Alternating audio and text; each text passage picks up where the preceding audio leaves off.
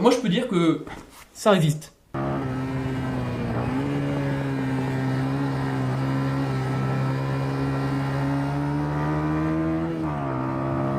Alors vous vous souvenez sûrement de la marque Zolki qui m'avait envoyé un blouson en cuir pour que je fasse une vidéo test.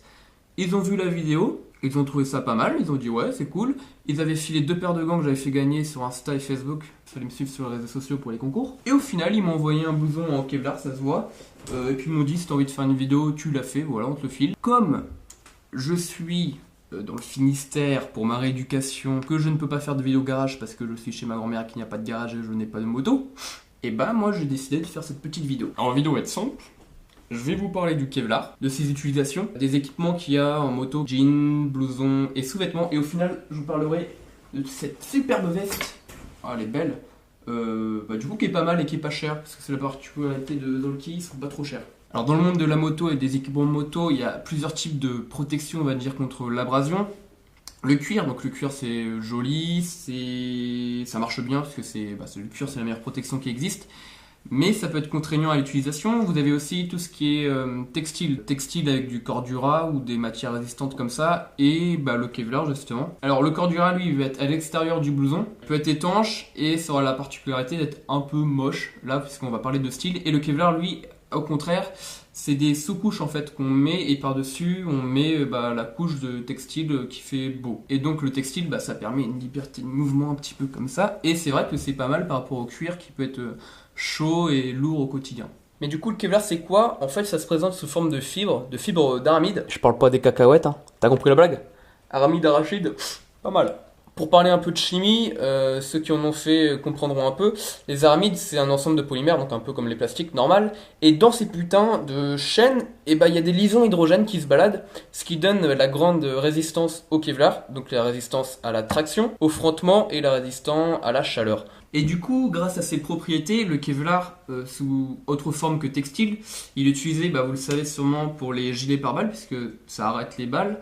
Pour les voiles de bateau qui sont résistantes, aussi les coques des bateaux, les ailes d'avion pour l'aérospatial, donc qu'on envoie tout là-haut, donc il faut que ça résiste. Et c'est aussi utilisé du coup en vêtements de protection, là ça va nous concerner, pour les cracheurs de feu, pour la résistance à la chaleur, et pour les bouchers, pour la résistance au couteau, pour pas qu'il se coupe. Et donc à moto, du coup le Kevlar, vous l'aurez compris, il va nous protéger de l'abrasion sur la route, d'éviter qu'on ait chaud, qu'on ait des brûlures juste avec la chaleur que dégage le frottement. Et il va aussi éviter que le textile s'ouvre et que notre peau soit sur le goudron.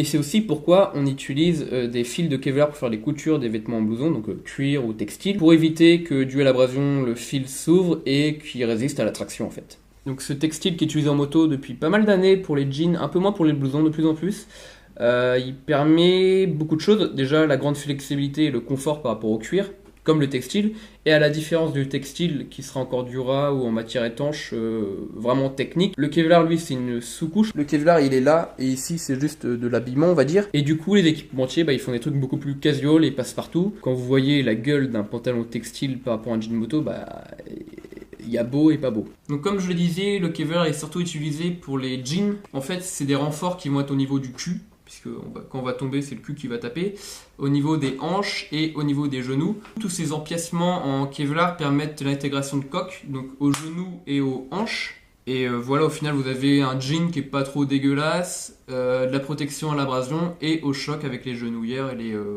hanchières. En général, c'est vendu entre 100 et 200 euros. Évidemment, quand c'est à 200 euros, c'est en général plus beau. Et les petits gars de Zolki, eux, ils proposent leurs pantalons à... je me rappelle plus du prix. Donc voilà, les Kevlar ils sont à 100 euros et 60 euros. Donc on est assez bas en prix, hein. Et ils sont pas trop moches. Je vous mettrai une vidéo en description de Afterstuff Time, les petits mecs belges là qui font des vidéos sympas. Pour le prix, ça peut sauver d'une grande opération et de pas mal de mois d'immobilisation. Pensez que quand on tombe, il y a les genoux qui frottent. C'est dégueulasse et ça fait mal sur le coup, c'est pas agréable, hein. Donc le Kevlar pour les blousons moto, il est de plus en plus utilisé par rapport aux autres matières textiles de moto, donc le cordura, des choses comme ça, résistantes. Le Kevlar, il va résister pareil, voire mieux, je sais même pas. Vous pouvez voir des vidéos de mecs qui sont tirés avec un jean Kevlar, donc avec du Kevlar sur le cul, et puis ils font 50 mètres comme ça, et puis ils ont rien quoi. Et donc on peut avoir des vêtements beaucoup plus casual puisque le Kevlar est en sous-couche, comme on peut le voir ici. Et par-dessus on vient rajouter du coton, du jean, tout ce que tu veux, enfin pour faire un truc propre.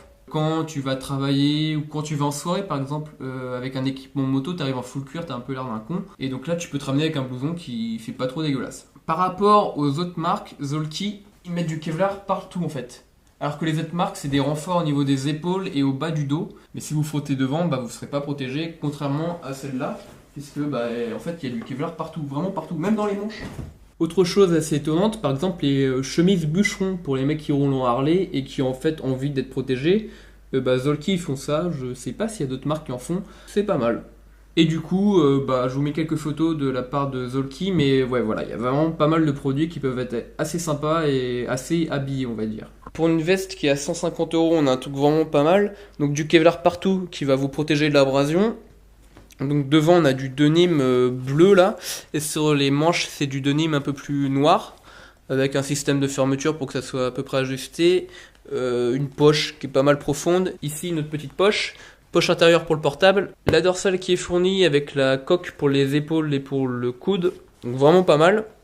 Vous avez cette petite capuche qui est sympa, qui est confortable, qui donne du chaud à la nuque mine de rien, et qui est enlevable, vous avez un petit zip pour l'enlever. Un système de fermeture en haut, donc pour bien l'ajuster, ça c'est vraiment pas mal, bien foutu, pas con mais bien foutu.